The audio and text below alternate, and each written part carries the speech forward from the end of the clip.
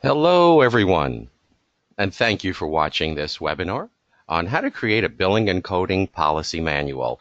There's no audio taping or videotaping allowed, and any unauthorized reproduction, dispensing, forwarding, or copying of this target coding presentation is illegal. This information is for educational purposes. It's not intended to substitute any of your thorough clinical decision making. Every attempt has been made to make certain that this information is 100% accurate. However, it's not guaranteed.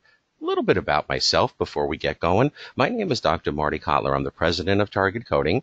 I'm a chiropractor. I practiced for many years, and about 12 years ago, I started a company called Target Coding.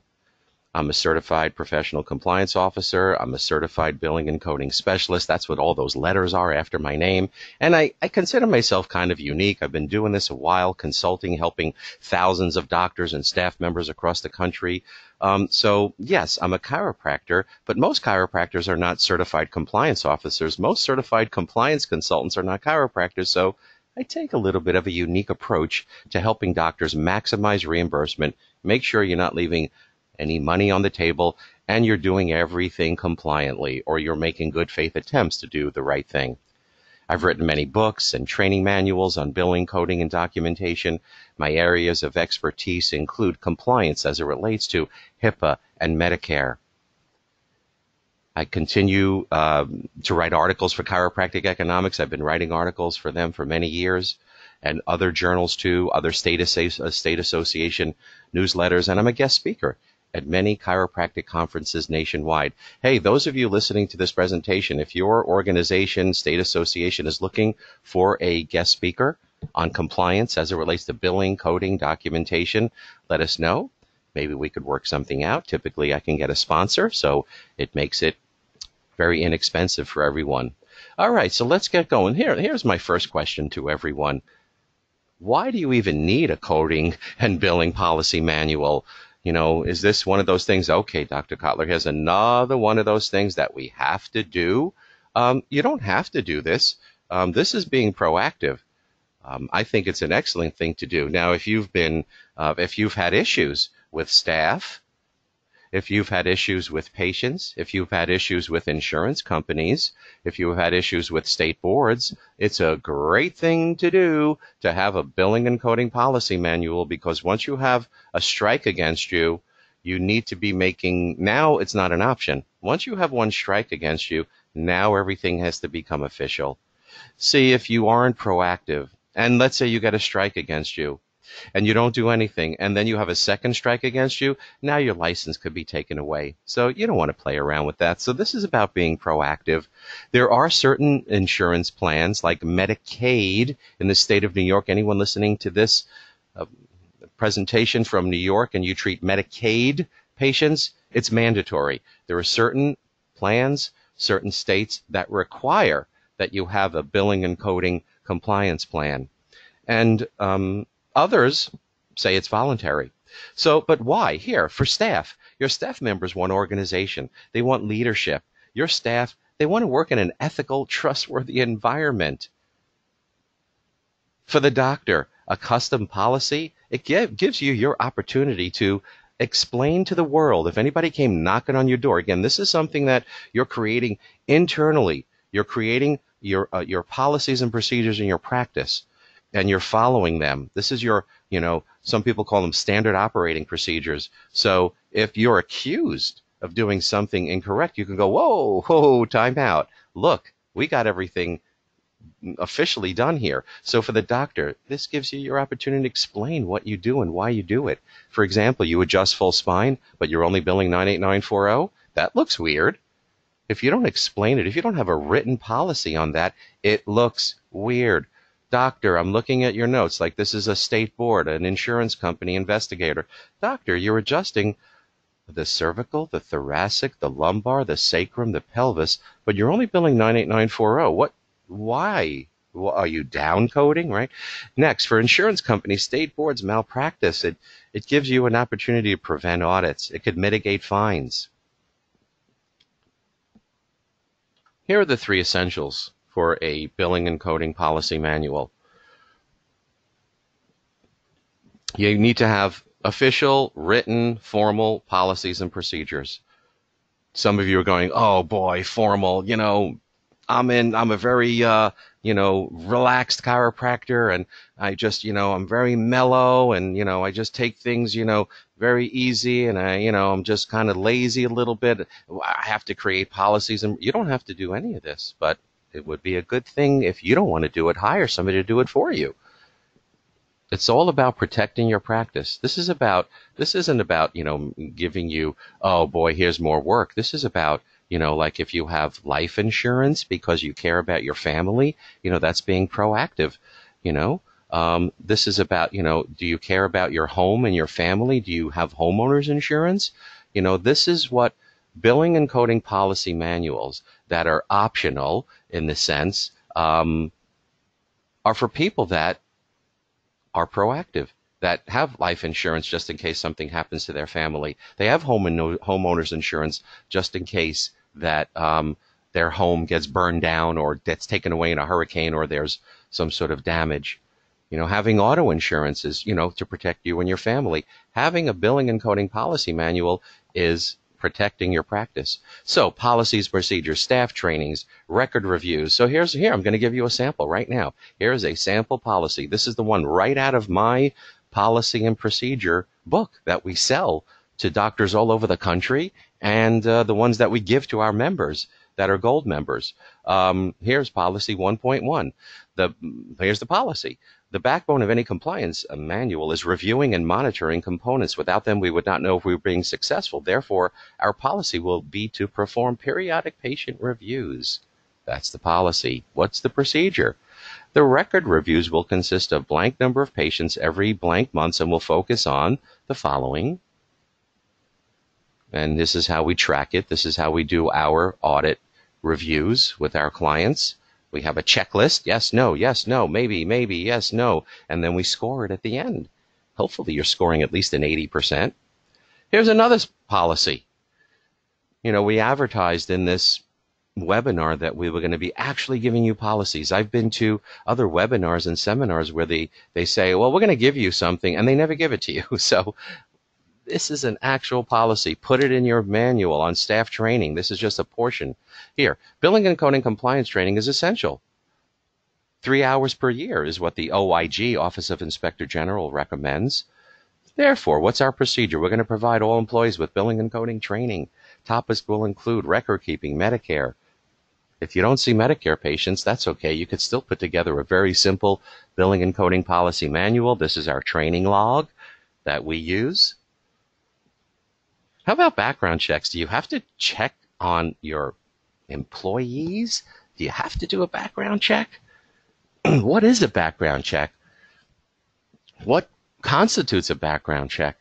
You mean you have to pay hundreds of dollars to do a criminal background check on every employee? I'm not saying that. What are you going to do here? As far as background checks, you have an employee, either a healthcare provider or a staff member that's applying for a job. I hope you're having them fill out an employment application, and I hope that application says, please provide references.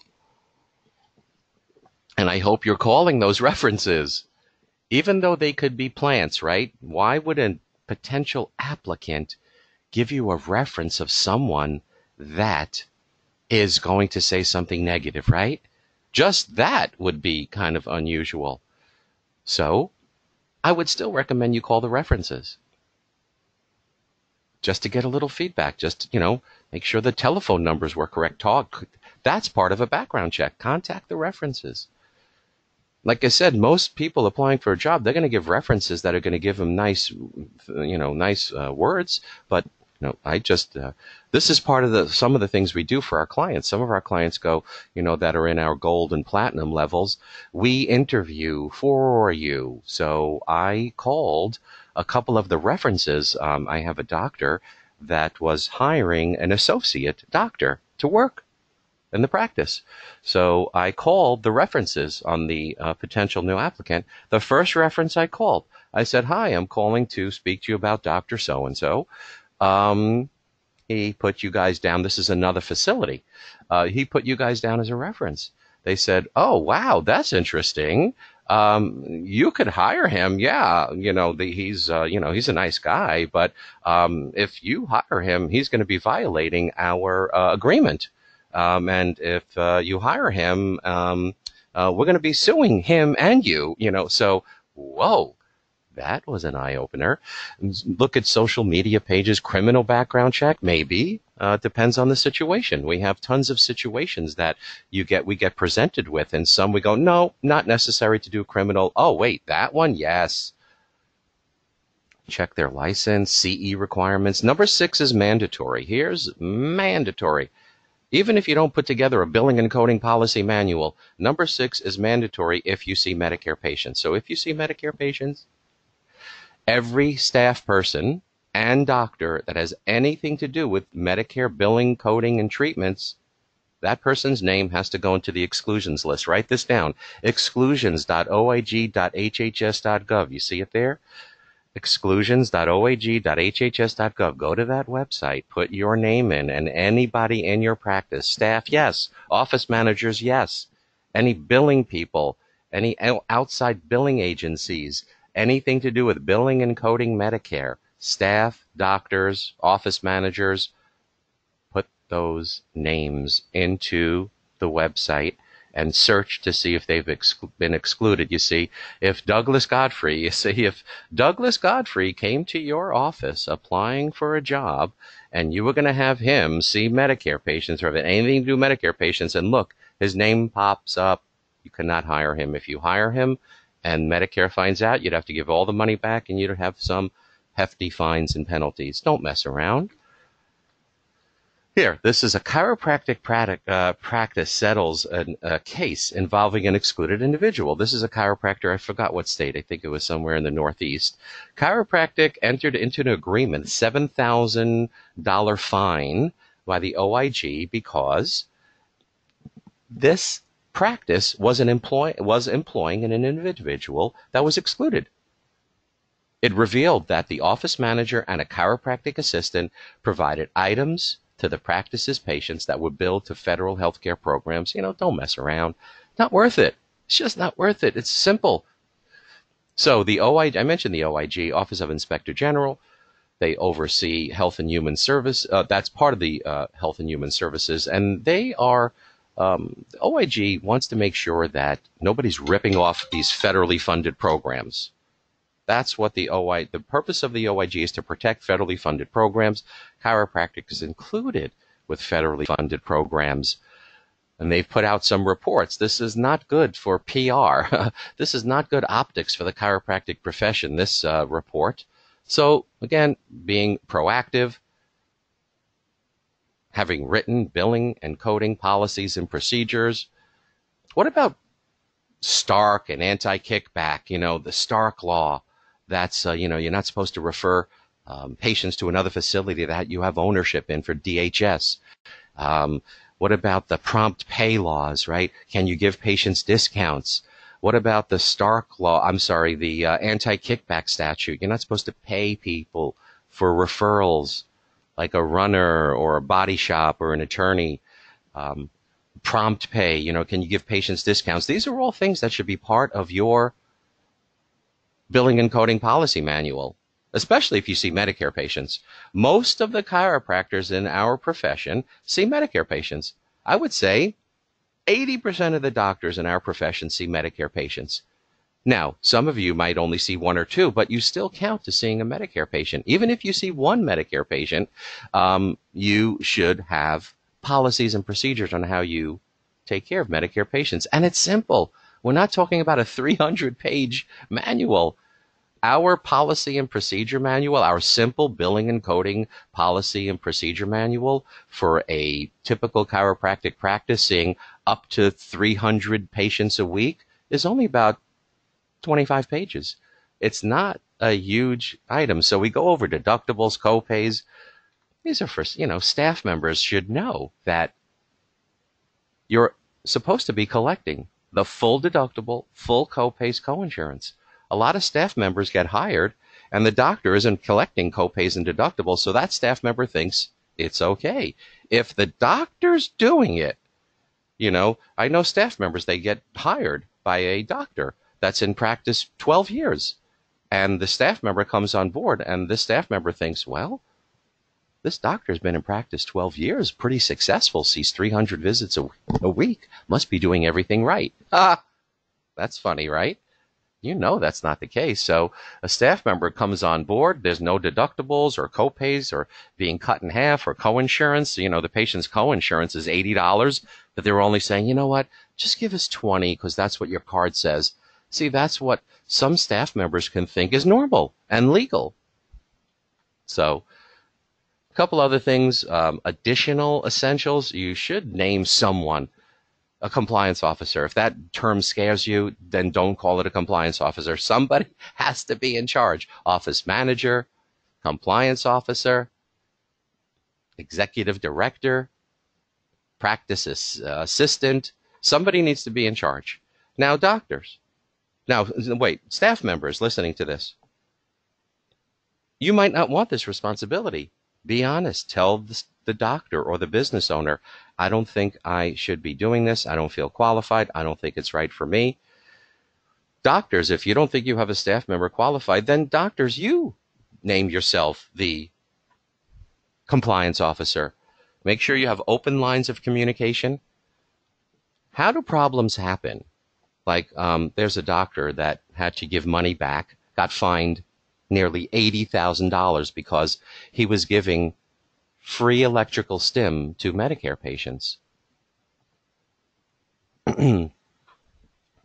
So that became an issue. He was fined for giving away free electrical stim. So how did he get caught? How did Medicare find out that he was giving free electrical stim to his Medicare patients? Somebody told Medicare, right? So if you have, was it a disgruntled staff member? Was it a jealous doctor down the street? Was it an unhappy patient? See, if you do not have open lines of communication, these things happen. I'm working with a few doctors that seem to always be getting in trouble. Like every year or so, they call me up. A patient filed a complaint against me. Okay, the next year. Marty, the state board is giving me a problem next year. I'm being audited by an insurance company a few months later. I had a staff member just quit on me and was reporting me to the board. A few months, there are certain doctors that seem to always attract these negative situations. So have open lines of communication. Know how to respond to patients and staff. If a patient wants to file a complaint against you, how are you going to handle that? You have a policy on that?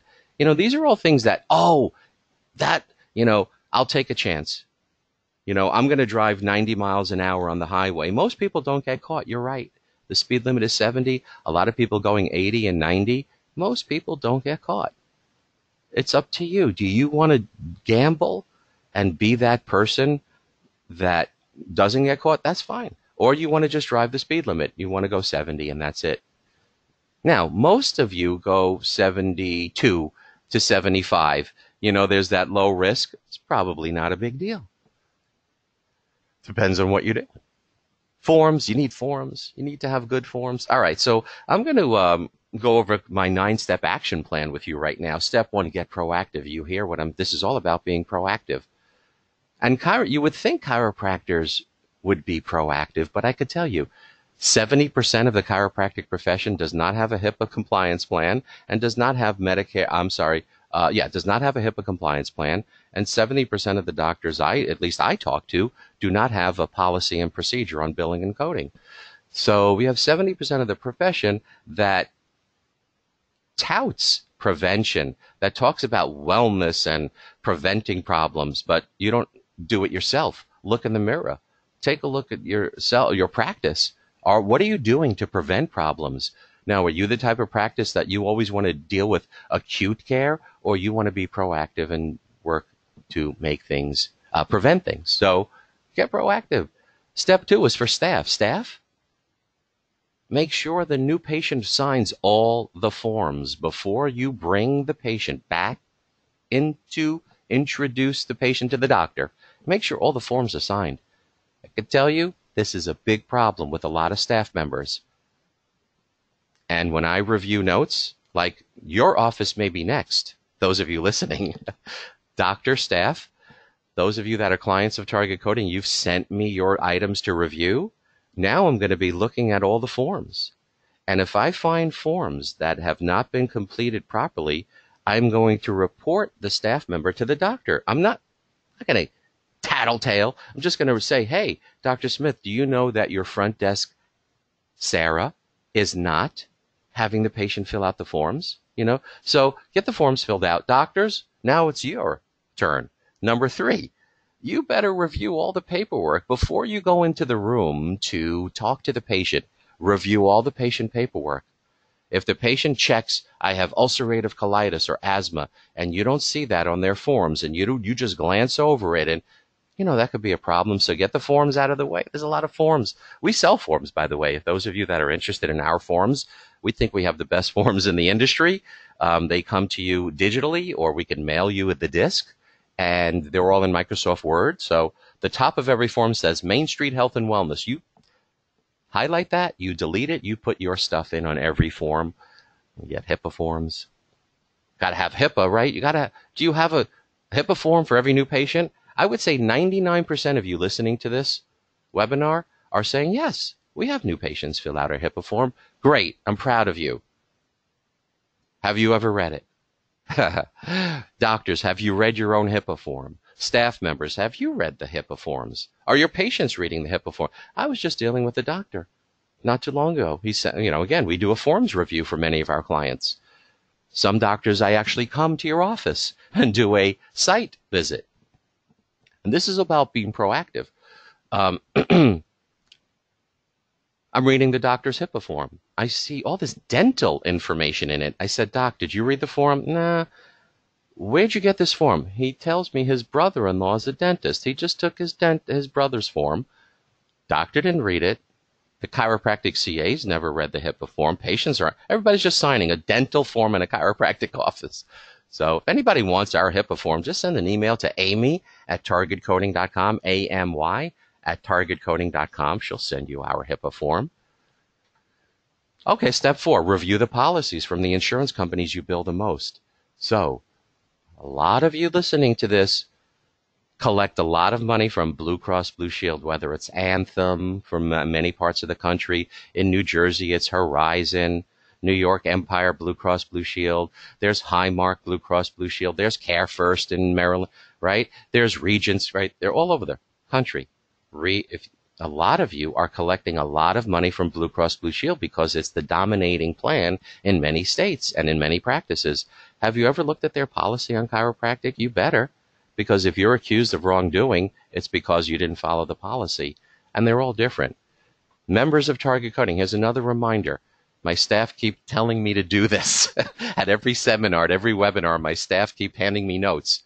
Remind members of Target Coding that the policies that I'm referring to from the insurance companies, it's included with the membership. So if you're a member of Target Coding and you're like, hey, I need the policy on chiropractic from Aetna, we have it. It's available to you. Hey, Dr. Kotlar, I have an acupuncturist working in my practice. Do you have Cigna's policy on acupuncture? Yes, we have it. Hey, Dr. Kotlar, we have a medical doctor prescribing back braces. Do you have a policy on back braces from United Healthcare? Yes, we have it. So gold members, just reminding you, that's included with your membership, the policies. So in step 4, review the policy. Step 5, understand the what and the why. The what are your CPT codes? Your CPT codes are what you're doing.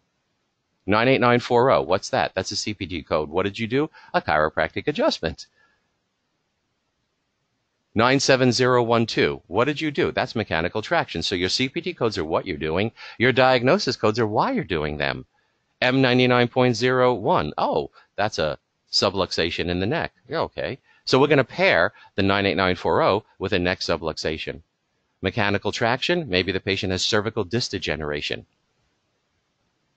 We're going to pair that. So what and why? And you got to make them pair. Like food and wine. Any of you ever go to a food and wine festival? It's one of my favorite things to do.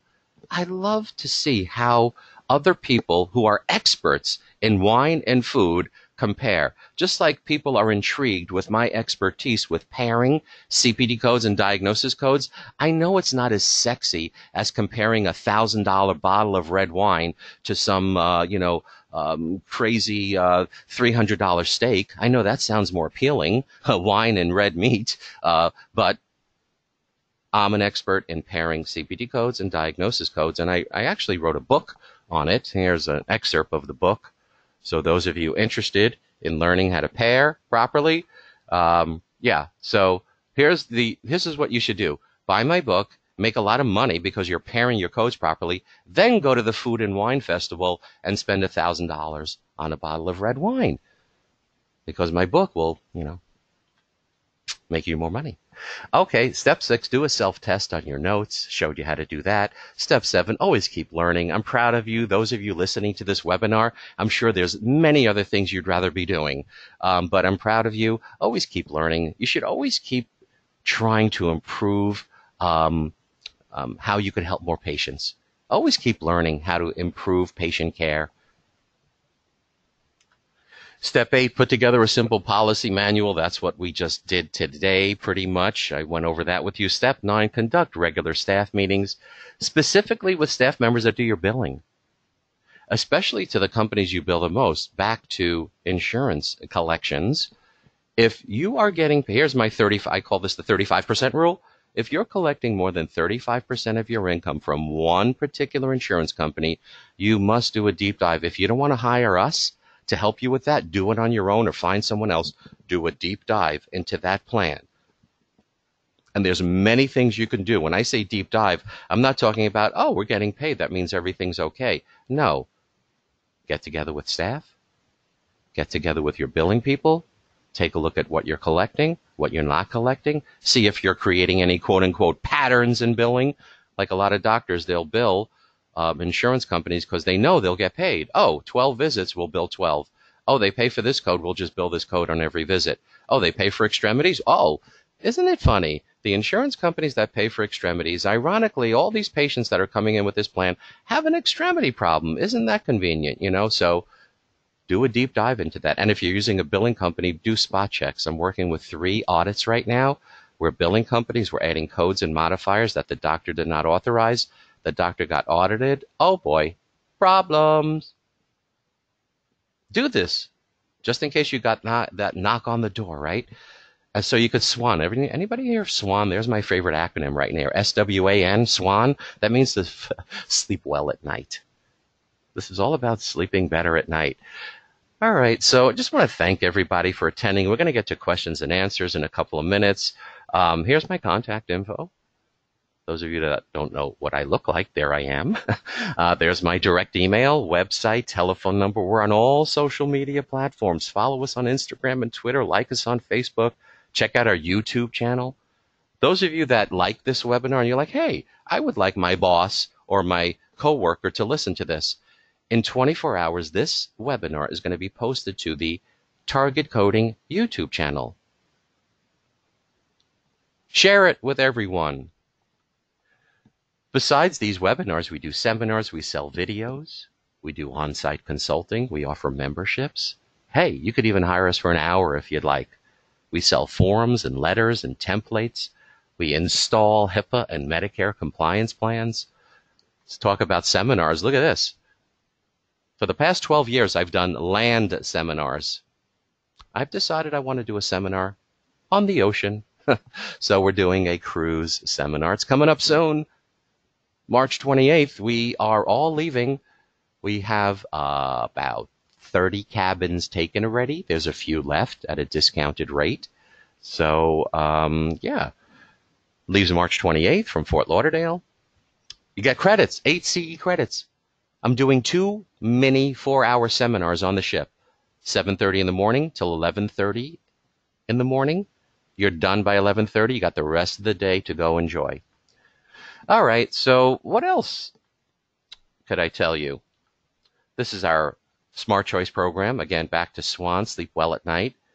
If you don't want to become a member, this is an evaluation of your practice. It's like, okay, we're going to bring our car in. We haven't had our car checked out in a while. Open up the hood, check the oil, the air, and the tires, the transmission, all of that. That's what we do. It's a one evaluation, and you're done. So it takes about 3 weeks to go through this program, maybe 4 weeks. We do an analysis of your codes, your fees, your claims, your notes. We tell you what we like, tell you what we don't like, and then you're on your own. It takes a few weeks. Here are our forms, amazing forms broken down into new patient, financial, administrative, exams and treatment plans, SOAP notes, letters of medical necessity, appeal letters. We got PT notes, acupuncture notes, Medicare notes, and a whole bunch of HIPAA forms. It's $199. If you order today, there's a special going on. So those of you listening to this, call the 800 number or email us for the special going on today on the forms. I mentioned the guidebook. It has a whole bunch of FAQs in there too, really good FAQs. Mentioned compliance plans. If you do not see Medicare patients, you should still have just a general billing and coding compliance plan. That's what I'm showing you here. You have an acupuncturist in your practice. We've been selling quite a few acupuncture billing and coding compliance manuals lately. Just got certified by the National Association of Oriental Medicine to do acupuncture webinars and seminars all over the country. So acupuncture right now is getting paid like chiropractic was back in the 80s and 90s. Acupuncture is growing, booming. You see Medicare patients? Yeah, you should have a Medicare compliance manual. We give you all the audit tools, Medicare articles, ABN use. We give you sample ABNs. We show you the $75 rule, the opt-out rules, Medicare policies and procedures articles that relate to Medicare and chiropractic. We customize a manual for you. Again, if you call today, we have a special going on. So let us know, at least that you're interested. Email or call today. HIPAA, yeah. HIPAA is very comprehensive. A compliance, billing, and coding simple manual takes a couple of weeks to install. HIPAA takes about 3 months. And it depends how many employees you have.